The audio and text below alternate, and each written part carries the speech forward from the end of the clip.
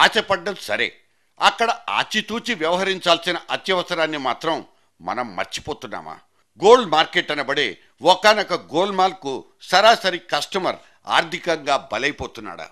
పసిడి విపణి అనబడే ఈ మాయాబజార్లో జరిగిపోతున్న మోసాలు ఎన్నన్న లెక్క పాతదే అయినా ఇక్కడ సోదాహరణాన్ని పట్టి చూపెట్టాలన్నది జర్నలిస్ట్ డైరీ అభిమతం.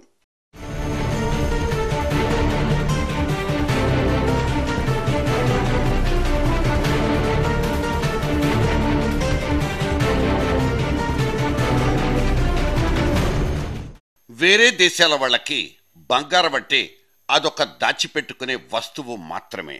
మనకైతే ముచ్చటపడి ధరించుకునే ఆభరణం. బంగారానికి మన భారత ఉపఖండానికి మధ్య పడ్డ ఈ చిక్కుముడి మాత్రం ఇప్పటిది కాదు. దాదాపు 8000 సంవత్సరాల చరిత్ర ఇది. రామాయణ మహాభారతాల లాంటి ఇతిహాసాల నుంచి మనల్ని పెనవెచుకుపోయింది ఈ బంగారం. స్వర్ణాన్ని మండే సూర్యుడితోనూ వెండిని చల్లటి చందమామతోనూ పోల్చుకోవడం ఇవాల్టికి కూడా చలామణి అయిపోతున్న ఒకానొక ధర్మం. మట్టి లోపల నుంచి వజ్రాల్ని తవ్వుకోవడాన్ని మొదలుపెట్టుకున్న మొట్టమొదటి దేశం కూడా మనదే. బంగారు నిల్వల వాటాలో సైతం ఇండియన్ సబ్ కాంటినెంట్ సత్తా చాటేసింది.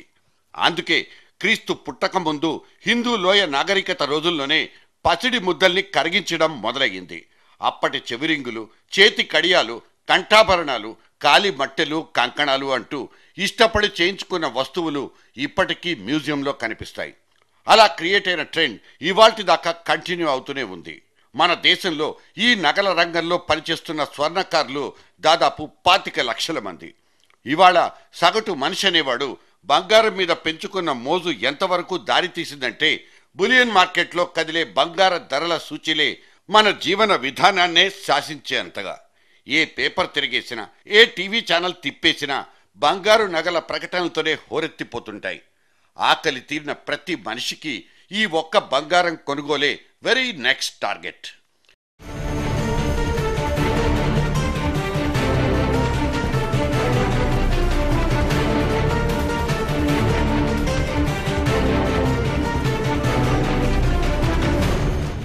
"22 క్యారెట్ గోల్డ్, స్వచ్ఛమైన బంగారం" అంటూ 18 క్యారెట్ గోల్డే కస్టమర్లకు అంటగట్టేలాంటి అనేకానేక పగటి మోసాలకు మన హైదరాబాద్ జ్యువెలరీ షాపులే చౌరస్తాలు. ఒక నెక్లెస్ చూపించి దాని ప్యూరిటీ మీద షాపు వాళ్ళు చెప్పే ఉపన్యాసాన్ని ఒక్కసారి గోప్యంగా వినేద్దాం రండి. ఫస్ట్ మొత్తం జస్ట్ ట్రైన్ బోర్డు నన్ను వెయిట్ అయ్యి నన్ను ట్యాగ్ మీద రాసి తీసుకొని సరిపోయినట్టు నుంచి తీసుకొని మొత్తం పూసి పర్ఫెక్ట్ ఉన్నాయా లేవా సెట్ చేసిన తర్వాత మనం తీసుకున్నాం. పూసిన తర్వాత రూబీ సెట్ అయ్యారు.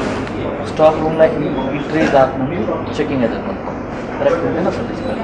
అంటే ఇవన్నీ కరెక్ట్ ఏంటి అవ్వదు. ఒకవేళ అలా అయినా జరిగితే మీ దగ్గరకు వచ్చేది డెఫినెట్లీ అంటే మళ్ళీ దానికి తీసుకుంటాం.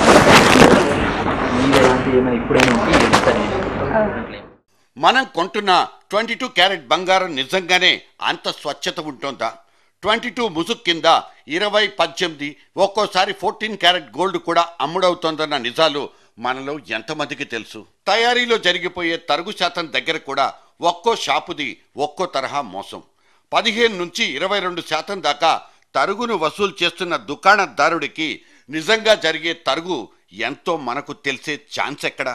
ఆభరణంలో దాక్కుండే రాళ్ల వెయిటేజ్ మీద సైతం వాళ్ళు చెప్పిందే నమ్మాల్సిన పరిస్థితి. ఇప్పుడు 14% అంటే దీంట్లో ఎంత మనీ వెయిటేజ్ పోయింది? ఇందాక 14.5 ఎంత అన్నావు కదా, ఎంత ఇప్పుడు ఎంత తీసుకున్నా 38,000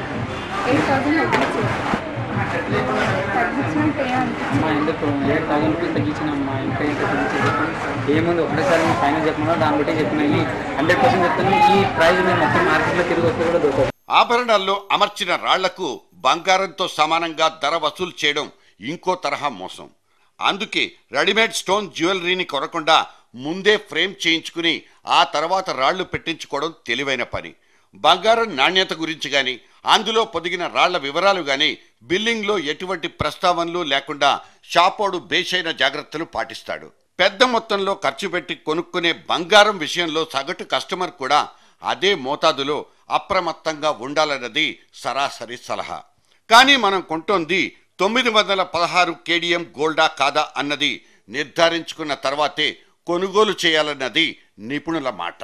purity authenticated guarantee card, next జమ్ టెస్టింగ్ సర్టిఫికేషన్ ఉన్న guarantee card, next stones buyback ఎంత, నెక్స్ట్ క్యాష్ ఎంత ఇస్తారు, ఇవన్నీ మీకు విపులంగా తెలుసుకుని అప్పుడు పర్చేజ్ చేయటం కరెక్ట్. ఇవాళ మన దేశంలో చాలినంత బంగారం లేదని, అందుకే జ్యువెలరీ మార్కెట్ని ఒక రకమైన స్తబ్దత ఆవరించిందనేది మార్కెట్ వర్గాల రోదన. ఈ సంవత్సరంలో 50% నగల ఎగుమతులు పడిపోవడం ఖాయమంటూ లబోదిబోమంటున్నారు వాళ్ళు.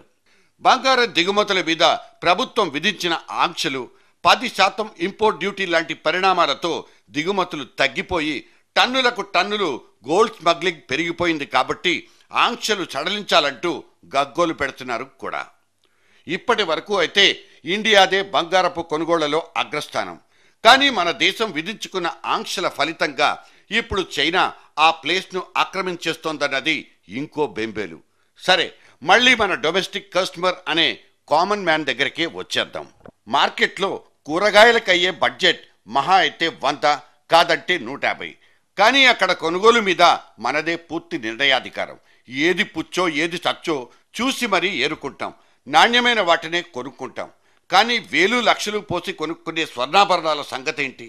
అందులో నకలెంత, నాణ్యతంత మనబోటి మామూలు కస్టమర్లకు తెలిసే ఛాన్సే లేదు. కొనే బంగారం అంతా నికార్సైందేనన్న గుడ్డి నమ్మకంతోనే ఈ అమాయకుడు బతికేస్తున్నాడు. పగటి మోసగాళ్ల వేషాలెత్తి ఈ జ్యువెలరీ షాపులోళ్ళు పాల్పడే టోకరాల్ని ఏ సీసీ కెమెరాలొచ్చి పట్టుకోవాలి? ఈ కొనుగోళ్ల గోల్ మాళ్లతో మన ఇళ్ల మాటేమో గాని వాళ్ళ ఇళ్ళు మాత్రం బంగారం అయిపోతున్నాయి. మనం మాత్రం ఇలా బేజారెత్తిపోతున్నాం.